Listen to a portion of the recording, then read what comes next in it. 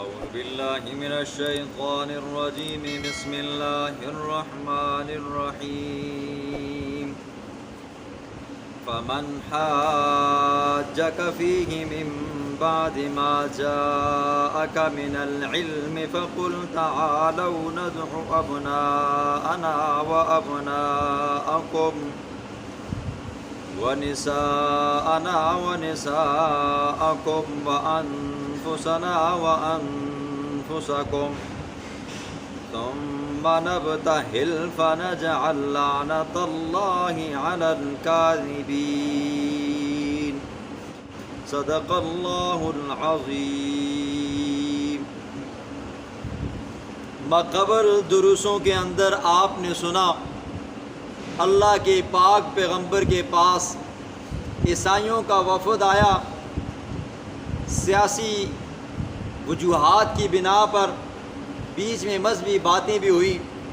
کل کے درس میں آپ نے پھر یہ بھی سنا، انہوں نے کہا حضرت عیسیٰ علیہ السلام اللہ کے بیٹے. تو اللہ کے پیغمبر نے فرمایا حضرت عیسیٰ اللہ کے بیٹے نہیں ہیں. تو انہوں نے کہا کہ پھر اگر وہ بیٹے نہیں ہیں تو پھر عیسیٰ کا باپ کون ہے؟ تو اللہ نے خود اس کا جواب دیا، فرمایا ان مثل عیسیٰ عند اللہ کمثل آدم. عیسیٰ کی مثال حضرت آدم کی مثال کی طرح ہے.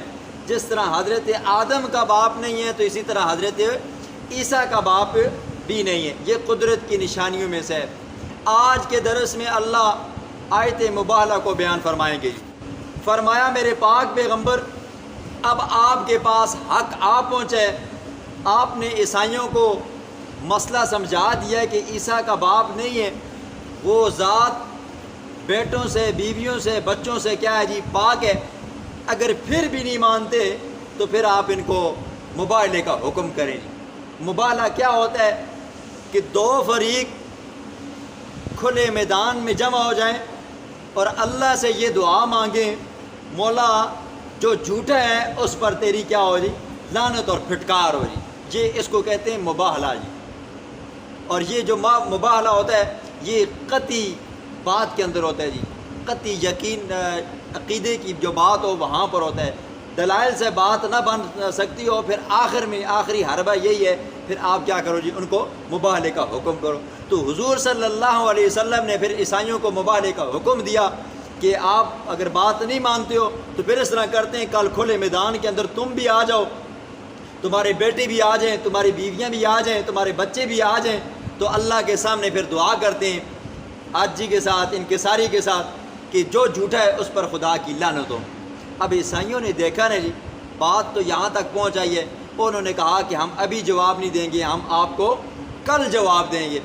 رات کو انہوں نے آپس میں مشورہ کیا کہ دیکھیں بات تو یہ ہے کہ یہ ہے تو سچا پیغمبر ہے.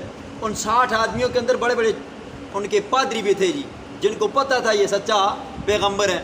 تو انہوں نے کہا اگر ہم مباہلے کے لیے نکلیں گے تو اللہ کا عذاب ہم پر نازل ہوگا، کیونکہ پیغمبر کے مقابلے میں کوئی بندہ پھر اللہ کے عذاب سے بچ نہیں سکتا. لہٰذا یہ بات ہم آپس میں طے کرتے ہیں کہ مباہلہ کرنا بھی نہیں ہے اور یہ ہے کہ اپنی قوم کے لوگوں کو بھی نہیں بتانا، کیونکہ پھر عوام کیا کرے گی شور ڈالے گی تم نے محمد کے ساتھ مباہلہ کیوں نہیں کیا. تو صبح کے وقت وہ عیسائی حضور صلی اللہ علیہ وسلم کے پاس آئے. فرمایا کہ حضرت آپ بھی اللہ کو مانتے ہیں، ہم بھی مانتے ہیں، آپ بھی پیغمبروں کو مانتے ہیں، ہم بھی مانتے ہیں، آپ بھی رسولوں کو ان کی کتابوں کو مانتے ہو تو ہم بھی مانتے ہیں، آپ بھی روزے رکھتے ہو ہم بھی روزے رکھتے ہیں. یعنی کہ انہوں نے احکامات گنائے. تو لہٰذا ہم آپ کی وفادار رعایا بن کر رہیں گے. لہٰذا آپ کیا کریں جی ہمارے اوپر جو ٹیکس آپ نے لازم کرنا ہے وہ کر دیں. تو مباہلہ نہیں کرتے. تو یہ ان کے درمیان میں یہ طے ہوا، یہ معاہدہ ہوا، تحریر لکھی گئی. تو اللہ کے پیغمبر نے فرمایا اگر پھر ٹیکس دے کر رہنا چاہتے ہو، اپنی عبادت گاہوں میں کرنا چاہتے ہو تو پھر آپ کو کیا کرنا پڑے گا جی ہر سال آپ کو 30 زرہ دینی پڑے گی. 30 عدد زرہ، 30 عدد نیزے اور اسی طرح 30 گھوڑے اور اسی طرح آپ کو 2000 سوٹ سالانہ آپ کو دینے پڑیں گے کپڑوں کے لیے. یہ جزیہ مقرر ہوا. خیر وہ چلے گئے جی. اس آیت کو آیت مباہلہ کہتے ہیں جی. مباہلہ کہ جب بات بن نہ پائے نا جی تو پھر دلائل کے ساتھ بات نہ بنتی ہو تو پھر آخر میں یہی ہوتا ہے کہ بھئی چیلنج کیا جائے. اب شیعہ حضرات اس آیت سے الٹا مطلب نکالتے ہیں جی، ان کے پاس یہ ان کی دلیل ہے جی۔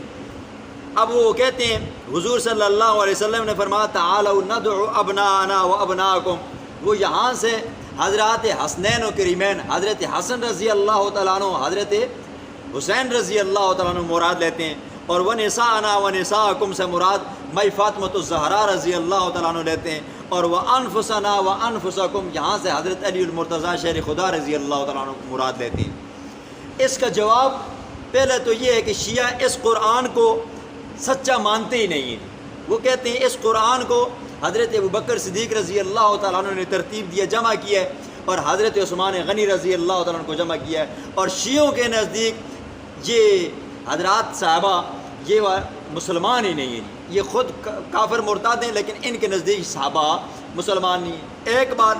دوسری بات وہ کہتے ہیں یہ قرآن پورا ہے ہی نہیں ہے۔ تیسری بات جو کہتے ہیں نا انفسنا و انفسکم، یہاں سے حضرت علی مراد ہیں، تو حضرت علی کو مراد لینا ان کی ایک خاص وجہ ہے، وہ یہاں سے مراد لے کر حضرت علی المرتضیٰ شیر خدا رضی اللہ تعالیٰ عنہ کی خلافت بلا فصل ثابت کرنا چاہتے ہیں، یعنی کہ پہلا خلیفہ اول مراد لینا چاہتے ہیں۔ دوسری جو وہ شیعہ کہتے ہیں کہ ونساءنا ونساءکم، یہاں سے مائی فاطمۃ الزہرا ہے، تو یہاں سے حضور کی باقی جو 3 بیٹیاں ہیں ان کا کیا کر دیتے ہیں جی، انکار کرتے ہیں۔ اور یہ جو مبالغے کا حکم نازل ہوا، یہ والی آیت نازل ہوئی، یہ 9 ہجری یا 10 ہجری میں نازل ہوئی ہے، جب کہ حضور صلی اللہ علیہ وسلم کی 3 بیٹیوں کا اس سے پہلے انتقال ہو چکا تھا۔ مائی رقیہ کا انتقال ہوا تو 2 ہجری تھی، مائی زینب کا انتقال ہوا تو 8 ہجری تھی، اور ام کلثوم کا انتقال ہوا تو 7 ہجری تھی۔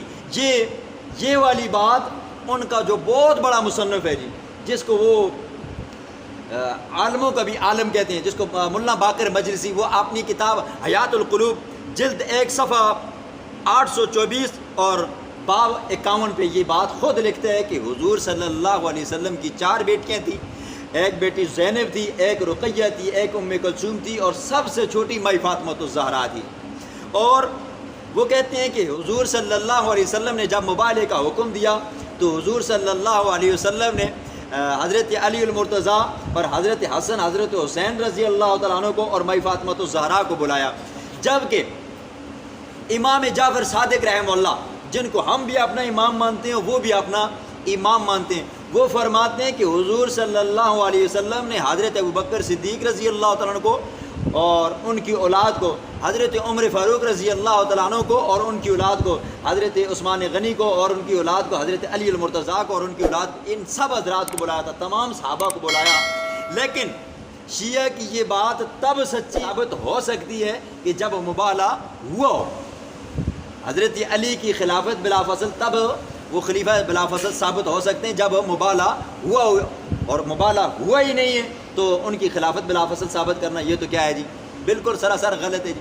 اور دوسری بات، حضرت علی رضی اللہ تعالیٰ عنہ کو خلیفہ بلا فصل ثابت کر کے حضرت ابوبکر صدیق رضی اللہ تعالیٰ عنہ، حضرت عمر فاروق رضی اللہ تعالیٰ عنہ، حضرت عثمان غنی رضی اللہ تعالیٰ عنہ کے اوپر کیا کرتے ہیں جی، چوٹ مارتے ہیں۔ ان کی جو خلافت، وہ کہتے ہیں کہ یہ خلافت نہیں ہے بلکہ یہ کیا جی، انہوں نے حق چھینا ہے، غصب کیا ہے، العیاذ باللہ العیاذ باللہ۔ حالانکہ حضرت ابوبکر صدیق رضی اللہ تعالیٰ عنہ کی خلافت کے قرآن کے اندر بار بار اشارے ملتے ہیں، احادیث کے اندر اشارے ملتے ہیں۔ حضور صلی اللہ علیہ وسلم جب بیمار ہوتے تو اپنی جگہ پہ ابوبکر صدیق کو مصلی پہ کھڑا کرتے، یہ تھوڑی نشانی ہے جی۔ اسی طرح غار حرا کے اندر اللہ کے پیغمبر کے بارے میں اللہ کا قرآن کہتا ہے ثانی اثنین، دوسرا وہ ابوبکر صدیق تھا جی۔ اور یہاں تک کہ حضور صلی اللہ علیہ وسلم نے فرمایا میں نے دنیا کے اندر ہر بندے کا احسان اپنے اوپر سے اتارا ہے جی، ہر بندے کا جس بندے نے مجھ پر احسان کیا تھا میں نے اس کا احسان دنیا ہی میں ختم کیا ہے، لیکن ابو بکر وہ ہے جس کا احسان میں دنیا میں ختم نہ کر سکا، اس کا احسان میں قیامت والے دن ختم کروں گا جی۔ یہ اب جب آیت مبالغہ نازل ہوئی تو انہوں نے کہا ہم آپ کے ساتھ مبالغہ نہیں کرتے، لہٰذا آپ ہمارے اوپر جزیہ مقرر کر دیں۔ تو اللہ فرماتے ہیں ان ھذا لہو القصص الحق، میرے پاک پیغمبر یہی بات جو ہم نے آپ کے سامنے بیان کی ہے کہ عیسیٰ کا والد نہیں تھا، یہ قدرت کی نشانی ہے۔ عیسائی جو حضرت عیسیٰ کو اللہ کا بیٹا اور مسیح مانتے ہیں یہ غلط ہے۔ سچی بات تو یہ ہے عیسیٰ کیا ہے جی، اللہ کا بندہ اور اس کا رسول ہے۔ اور فرمایا وما من الہ الا اللہ، اللہ کے علاوہ کوئی اور الہ نہیں ہے۔ کہ حضرت عیسیٰ کو تم نے الہ بنایا ہے، ان کی ماں کو تم نے الہ بنایا ہے۔ فرمایا اللہ کے علاوہ نہ عیسیٰ الہ ہے نہ مائی مریم الہ ہے۔ فرمایا وَإِنَّ اللَّهَ لَهُوَ الْعَزِيزُ الْحَكِيمُ، بے شک وہ اللہ بڑی پکڑ والا ہے اور الحکیم حکمتوں والا ہے۔ جب پکڑنے پہ آتا ہے تو کوئی چھڑا نہیں سکتا، اور الحکیم ڈیل دیتا ہے کہ آج باز آئے گا، کل باز آئے گا، لیکن باز نہیں آتا تو پھر اللہ کیا کرتا ہے جی؟ پکڑتا ہے جی۔ فرمایا فَإِن تَوَلَّوْا فَإِنَّ اللَّهَ عَلِيمٌ بِالْمُفْسِدِينَ، پھر بھی اگر یہ عیسائی آپ کی بات نہیں مانتے، حضرت عیسیٰ کو اللہ کا بیٹا مانتے ہیں، حضرت عیسیٰ کو خدا مانتے ہیں یا ان کی ماں کو خدا مانتے ہیں، فرمایا فَإِنَّ اللَّهَ عَلِيمٌ بِالْمُفْسِدِينَ، اللہ خوب جانتا ہے فساد کرنے والوں کو، فسادی بندوں کو پھر اللہ چھوڑے گا نہیں۔